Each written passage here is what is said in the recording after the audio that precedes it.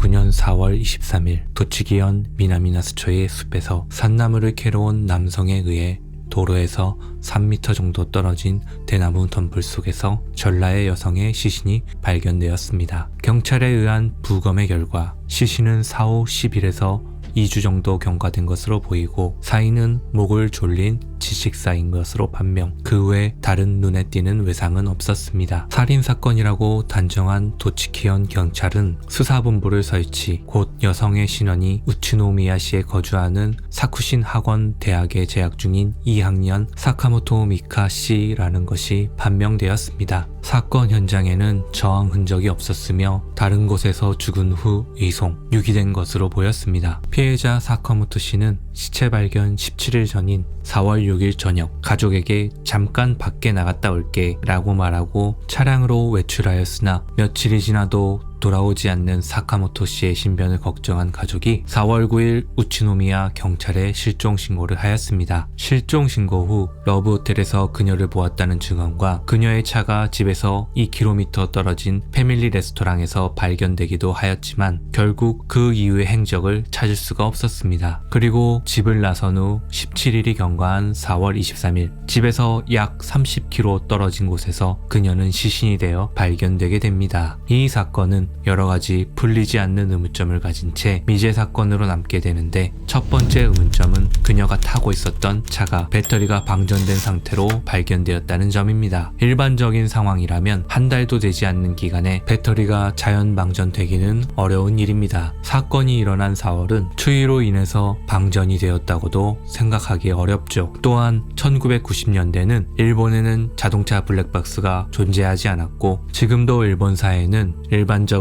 블랙박스를 장착하지 않는 분위기라 블랙박스로 인한 방전 역시 전혀 관련이 없습니다. 그렇다면 생각해 볼 수 있는 것은 배터리는 이미 노후화된 상태였고 시동이 걸린 채 장시간 방치된 끝에 방전이 된 것은 아닌가 생각이 됩니다. 혹시 그녀가 식당 주차장에서 시동을 끌 틈도 없이 무슨 일을 당한 것은 아닐까 하는 의심도 듭니다만, 그렇다면 왜 차량의 문은 잠긴 상태로 있었던 것인지 알 수가 없습니다. 결국 그녀는 언제, 왜, 누구를 만나기 위해 식당을 방문했는가, 왜 차량의 배터리는 방전이 된 것일까, 다양한 의문점이 남아 있습니다만 아직까지도 해답은 밝혀지지 않고 있습니다. 두 번째 의문점은 시신이 발견된 장소입니다. 시신이 발견된 미나미나스초의 숲은 그녀의 자택에서부터 약 30km의 거리입니다. 그녀가 마지막으로 목격된 장소인 러브호텔도 집과 같은 우츠노미야 시내이죠. 경찰은 우츠노미야 시내에서 살해되고 그 후 사체를 미나미나스초까지 옮긴 것으로 보고 수사를 진행합니다. 왜 범인은 30km나 떨어진 장소까지 시신을 옮겨 유기했을까요? 시체를 감추기 위해서라고 생각해 볼 수 있지만, 그렇다면 발견 장소가 도로에서 불과 3m 밖에 떨어지지 않은 것이라는 것은 말이 안 됩니다. 경찰은 그녀의 인간관계를 조사하던 중 용의자로 한 남자를 주목하게 됩니다. 당시 36세의 무직의 남성. 이 사람은 총 3회에 걸쳐 경찰로부터 조사를 받은 후 행방이 묘연해지게 됩니다. 그러면 다시 한번 사건을 시간순으로 정리해 보도록 하겠습니다. 우선 그녀가 실종된 날은 4월 6일, 시신이 발견된 날은 17일 후인 4월 23일입니다. 경찰의 발표에 의하면 그녀의 시신은 사후 10일에서 14일 정도 지난 실종 당일 사망한 것이 아닌 실종일로부터 최소 3일에서 최대 7일 정도는 생존한 것으로 추정이 됩니다. 일주일 동안 외출한 뒤로 아무런 연락이 없었다는 것을 생각한다면 그녀가 살아있던 일주일은 범인이 그녀를 인적이 없는 어딘가에 감금을 한 것은 아닐까 추측이 됩니다. 만일 시체가 발견된 도치키현의 숲에 범인의 아지트가 있었다면 충분히 가능한 시나리오일 것입니다. 세 번째, 용의자로 지목된 36세의 무직남은 경찰의 조사에서 그녀를 사건 약 일주일 전에 알게 되었고 사건 당일 몇 시간 함께 있던 것이 전부라고 진술했습니다. 20세의 여대생과 36세의 무직남, 일반적으로 생각하면 좀처럼 납득이 되지 않는 나이 차이인데 두 사람은 과연 어떤 관계였을까요? 사건이 일어난 1999년은 일본에서 휴대폰이 대중에게 보급되기 시작한 시기이고 텍스트 중심의 게시판을 이용해 돈을 목적으로 한 젊은 여성과 남성이 쉽게 만날 수 있는 환경이었습니다.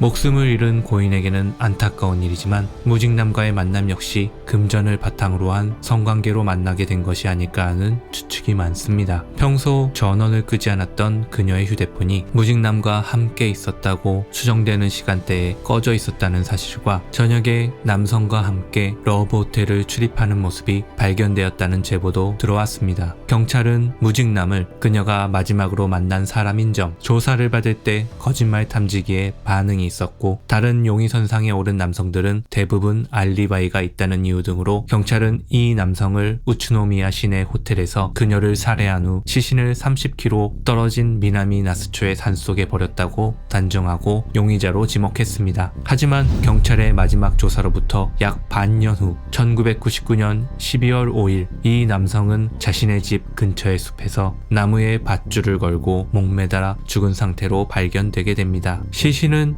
약 반년 정도 경과한 것으로 추정되며 일부는 이미 백거라가 진행되고 있었고 시신의 옆에는 자신은 사건과 아무 관련이 없다고 쓰여진 유서 한 장이 남겨져 있었습니다. 사실 무직남은 사건 초기 수사 때부터 이미 자살을 했던 것이지요. 결국 무직남의 자살로 인해 4개월 후인 2000년 4월 7일 이 사건은 피의자 사망인 채 송치되어 불기소 처분으로 종결되게 됩니다. 혹자는 잔혹한 일본의 99%를 넘는 유죄 판결률을 비난하며 그가 실제로 범인일 가능성도 있고 그 나이가 되도록 별다른 직장도 없이 실패한 인생을 살아가는 비참한 현실과 바닥난 자존감이 어차피 유죄를 받을 것이라는 현실에 낙담하여 자살을 한 것이 아닌가 하는 추측도 합니다. 그러나 스스로 목숨을 끊으면서까지 거짓말을 하는 사람은 거의 없습니다.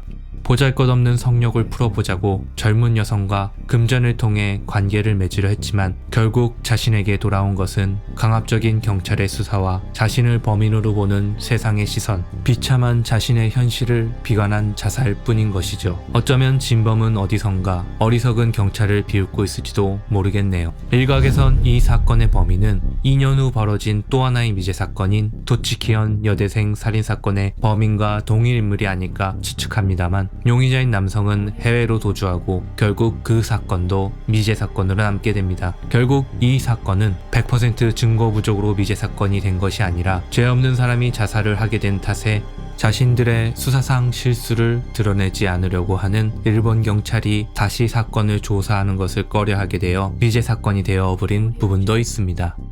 일본 경찰의 어리석음과 자신들의 실수를 감추고 은폐하려고 했던 사건들은 앞으로 이어질 컨텐츠에서 정리해서 자세히 다루도록 하겠습니다.